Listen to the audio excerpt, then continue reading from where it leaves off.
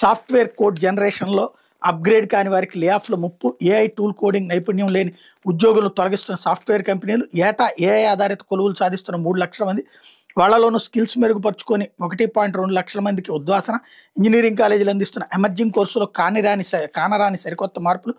AI ML data science వంటి కోర్సులు చేసిన వాళ్ళకి గగనంగా ఉద్యోగాలు. నాస్కామ్ బీసీజీ అధ్యయనాలు వెల్లడన్నటువంటి వార్తని హైలైట్ చేశారు. ప్రతి తురకపాలెంలో మరో మహిళ మృతి.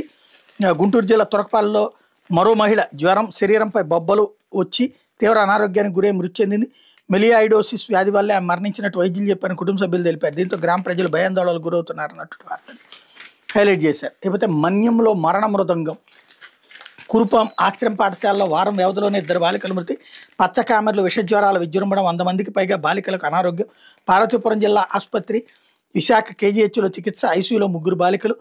దీని మీద జగన్ స్టేట్మెంట్, మీ పరిపాలన సిగ్గుచేటు అంటూ ఇంతమంది ఉండి గాడిదలుగా వస్తున్నారు. కురుపాం గిరిజన గురుకుల పాఠశాలలోకి పచ్చ కామెర్లు సోకి 2 బాలికలు మృతి చెందిన పట్టించుకోరా.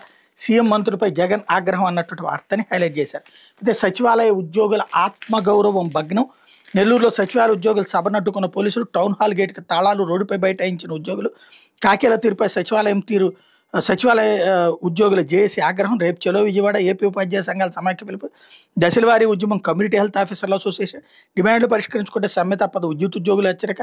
పట్టువేడన వైద్యులు 2వ రోజు కొనసాగిన రిలే దీక్షలు అన్నటువంటి వార్తని హైలైట్ చేశారు.